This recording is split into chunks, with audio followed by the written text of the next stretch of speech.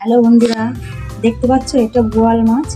আজকের আমি তোমাদের সঙ্গে এই বোয়াল মাছের রেসিপিটা শেয়ার করব। সঙ্গে প্রথমে আমি মাছের নুন আর হলুদ দিয়ে নিয়েছি, আর তার সঙ্গে একটু কাঁচা সর্ষের তেল দিয়ে দিলাম। কেন দিলাম সেটাও বলছি। কাঁচা সর্ষের তেল দিলাম কেন, অনেকেই জানে বোয়াল মাছ কড়াই দিলে ফাটে, আর সে তেল যাতে গায়ে ছিটকে না আসে তার জন্য কাঁচা সর্ষের তেল দিয়ে দিলাম, তাতে তোমার তেলটা না ছিটকায়। কিন্তু ছিটকাবে না, সেটা পুরোপুরি না, ছিটকাবে হয়তো অল্প। মাছটাকে ভালো করে নুন হলুদ দিয়ে মাখিয়ে নিলাম। মাছটা ভালো করে ভেজে নেব।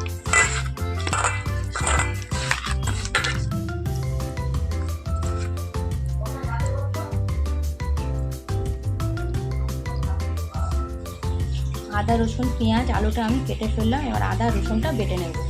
এবার আমি ভেজে নেব। আমার ভাজা হয়ে গেল, তার সঙ্গে আমি কেটে রাখা আলুগুলোও ভেজে নিয়েছি। আর বন্ধুরা, মাছটা ভাজার সময় খুবই সাবধান। মাছটা কড়াই দেওয়ার পর এতটাই ফাটছিল। মাছটা ভাজার সময় অবশ্যই কড়াটা একটা থালা দিয়ে ঢুকে দিও, নাহলে সারা গায়ে তেল ছিটকে আসবে।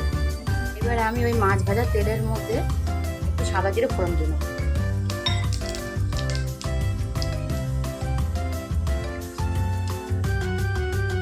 এবার কুচিয়ে রাখা পেঁয়াজগুলো দিয়ে দেবো।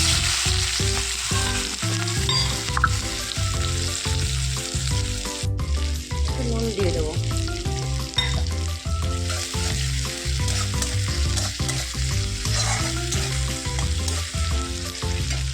পেঁয়াজটা একটু লাল লাল করে ভেজে নেব।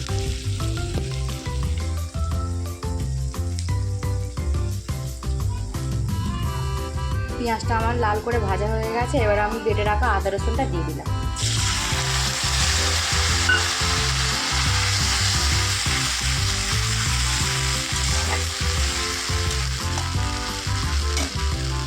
এর মধ্যে একটু হলুদ গুঁড়ো,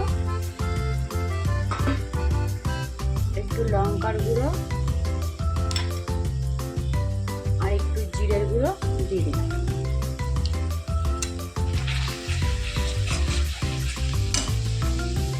দিয়ে একটু অল্প জল দিয়ে দিলাম।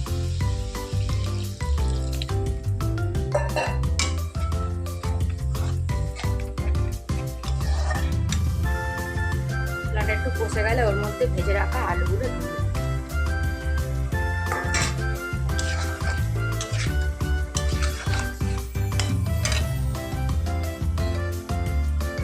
মশলাগুলো আমার তেল হয়ে গেছে, এবার এতে একটু পরিমাণ মতন জল দিয়ে দেবো।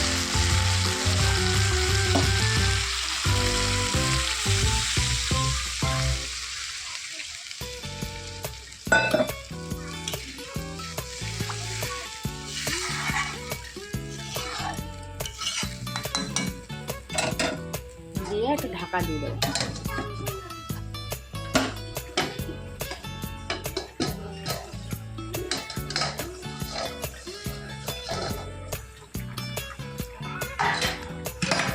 আলুগুলো আমার সিদ্ধ হয়ে গেলে মাছটা দিয়ে দেবো। আলুগুলো আমার সিদ্ধ হয়ে গেছে, মাছগুলো আবার দিয়ে দেবো।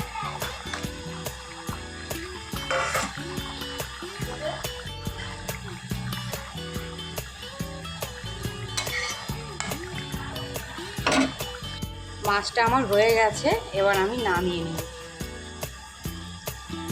মাছটা আমার কমপ্লিট হয়ে গেছে। বন্ধুরা, কারা কারা এই মাছটা খেতে ভালোবাসো কমেন্ট করে অবশ্যই জানিও। আর আমার রেসিপিটা যদি ভালো লেগে থাকে তাহলে অবশ্যই একটা কমেন্ট করে জানিও।